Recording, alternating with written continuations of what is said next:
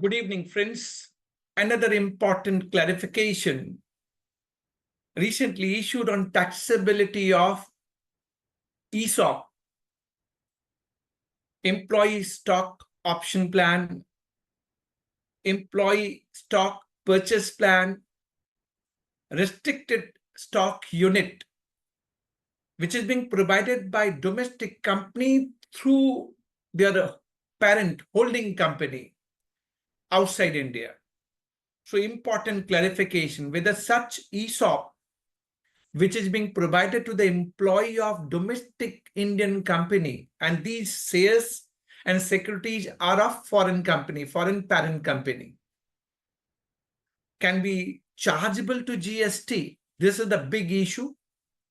And a lot of foreign MNC which is existing in India and domestic companies are offering these shares and securities under different option to the employee concerned for different purpose. Either they want to retain the employee consent or for the goodwill gesture, lot many things. But it is in lieu of the employment contract.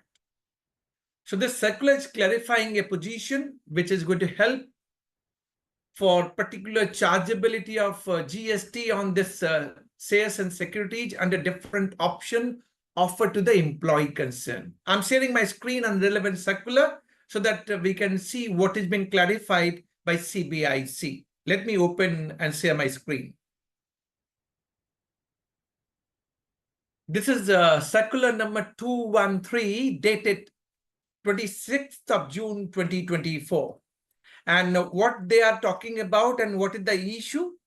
Issue is doubt are being raised. Of course, doubt are being raised because their field formation, they are demanding tax.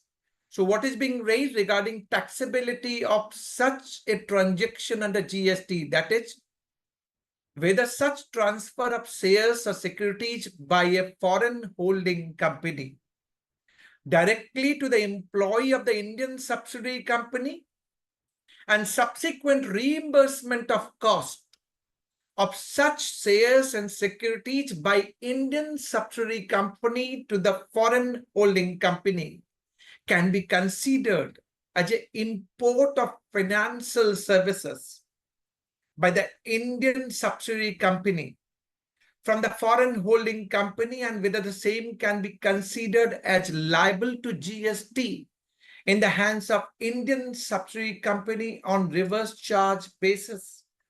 So to understand in a simplistic way, let's say Microsoft. I'm just naming for the purpose of understanding. Microsoft, US parent holding company, and they're the Indian subsidiary company in India. They have their employee concerned employed in India. So domestic subsidiary company. Now, this domestic subsidiary company is ensuring these employee concern, you will get shares of Microsoft, parent holding company.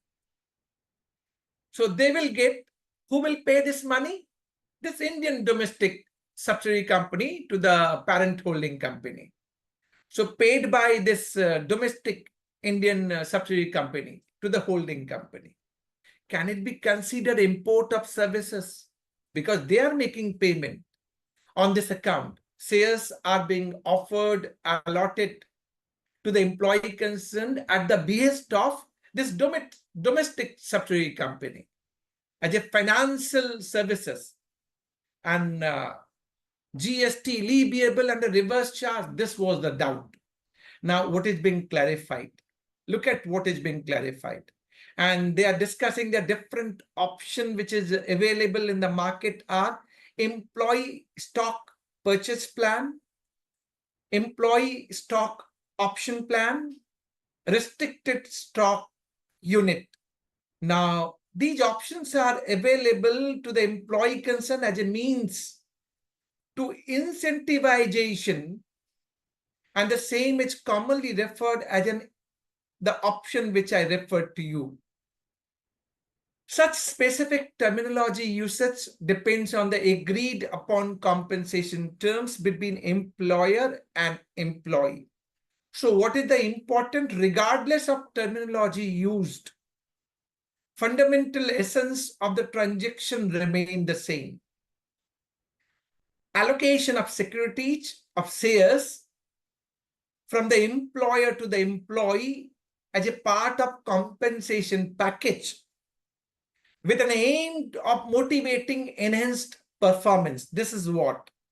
So paragraph 4.1a of the circular is talking about that these different options or transaction involving transfer of shares under ESOP, ESPP, RSU to the employee of domestic subsidiary company by a foreign holding company appears to involve following steps. So I'm not reading these steps. These are the common steps which is given in the circular, which you can check by yourself in the circular. Now, what is being stated, that is important for deciding the taxability, whether taxable or not taxable. They're saying that this foreign holding company issuing securities and shares as ESOP, SPP, RSU to the employee of domestic subsidiary company on request of said domestic subsidiary company. So these securities and shares are nothing but, and we can say neither it is a goods nor this is services because of definition of goods or services. Because goods excludes money and securities, and services excludes goods, money, securities, and the goods. That is how the definition all about. So they have explained what is the definition. So GST law, which is talking about securities under the GST law, are considered neither goods nor services in terms of definition of goods under clause 2 subsection 52 and services under clause 2 subsection 102 as per the definition. So shares and securities are neither goods nor services. So there has to be supply of goods or services. They are neither goods nor services. They're the first exclusion. Second, if anything given in lieu of employment contract, in the course of employment contract, it is covered under entry 1, schedule 3. So schedule 3, neither a supply of goods nor supply of services. So this is again excluding this transaction from overall taxability. So given this basis, they are clarifying now that no supply of service appears to be taking place between foreign holding company and domestic subsidiary company, where foreign holding company issue ESOP, ESPP, RSU to the employees of domestic subsidiary company, and domestic subsidiary company reimburses the cost of such securities and shares to the foreign holding company on cost-to-cost basis.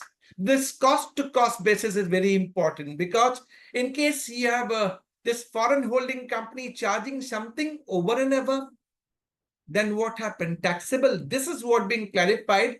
If any additional amount over and above the cost of securities and shares is charged by foreign holding company from the domestic subsidiary company by whatever name called, GST would be leviable on such additional amount charged as consideration for the supply of services of facilitating or arranging the transaction in securities or share by foreign holding company to the domestic subsidiary company.